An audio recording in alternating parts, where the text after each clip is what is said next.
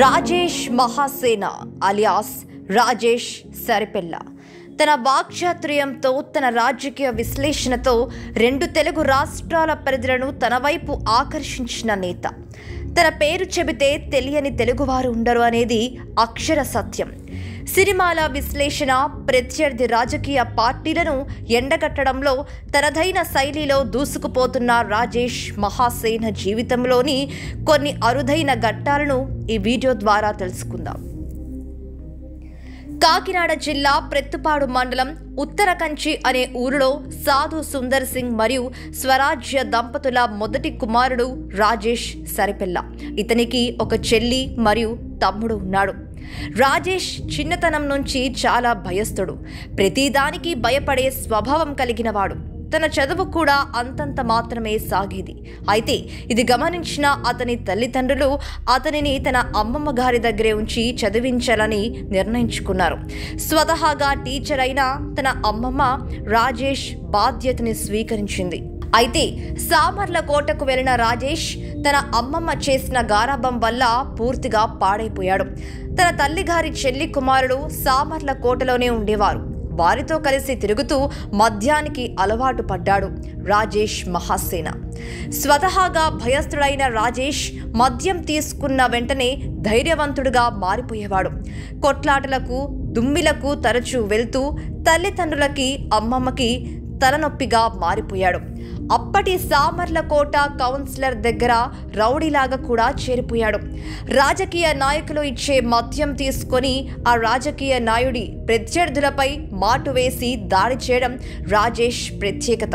అయితే ఇదంతా కూడా మద్యం మత్తులోనే చేసేవాడు. ఒక్కసారి ఆ మద్యం మత్తు వదిలాక మృదు స్వభావిలా మారిపోయేవాడు. తాను రాత్రి చేసిన గొడవలు ఉదయానికి మర్చిపోవడం కొసమెరుపు. అయితే ఇలా జరుగుతూ ఉండగా తన జీవితం అత్యంత పెద్ద మలుపు చోటు చేసుకుంది. అదే రాజేష్ మహాసేన ప్రేమాయణం. తన సొంత ఊరైన ఉత్తరకంచిలో తనకు వరుసకు మేనమామ కూతురు హారికని చూసి గాఢంగా ప్రేమించేశాడు రాజేష్.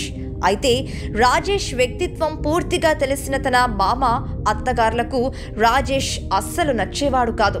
చాలా ఏర్లు ఎవరికి తెలియకుండా సీక్రెట్గా వీరి ప్రేమాయణం సాగింది. ఆ నోటా ఈ నోటా విషయం పెద్దల వరకు చేరింది. అయితే రాజేష్కి ఇచ్చి పెళ్లి చేయడం ఇష్టం లేని హారిక తల్లిదండ్రులు పెళ్లికి ససేమీరా అన్నారు. సుమారు 2 సంవత్సరాల పాటు ఈ వ్యవహారం ఇలా సాగింది. అయితే రాజేష్నే పెళ్లి చేసుకుంటానని హారిక సైతం మొండిపట్టు పట్టు కూర్చుంది.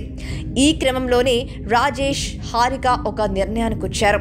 హారిక రాజేష్తో ఇలా అనింది, నువ్వు తాగుడికి బానిసైన కారణంగా మా ఇంట్లో వాళ్ళకి నువ్వు నచ్చడం లేదు.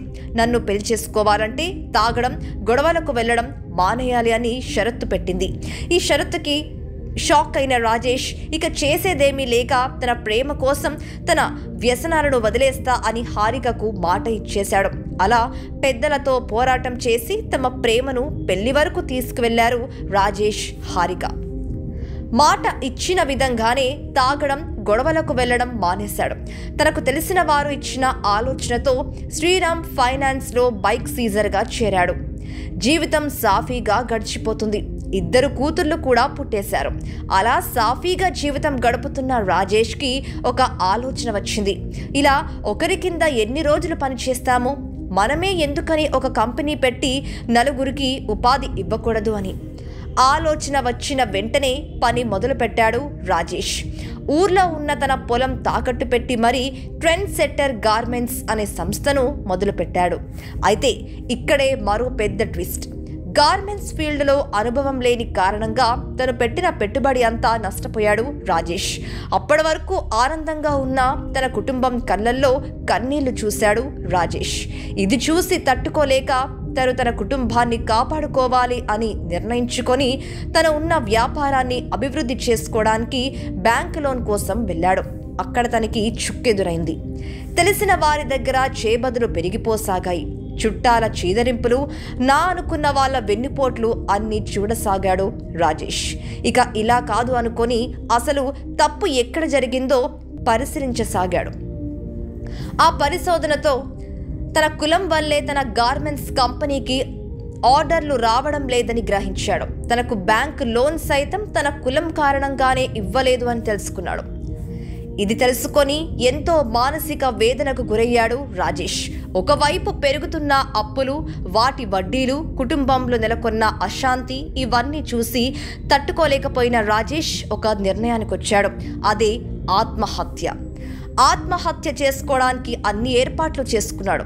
కానీ ఎక్కడో ఏదో భయం. తను లేకపోతే తన కుటుంబం పరిస్థితి ఏంటి, తన చిన్న పిల్లల బ్రతుకు ఏమైపోతుంది అనే ఆవేదన ఒకవైపు, అప్పుల ఊబి మరోవైపు.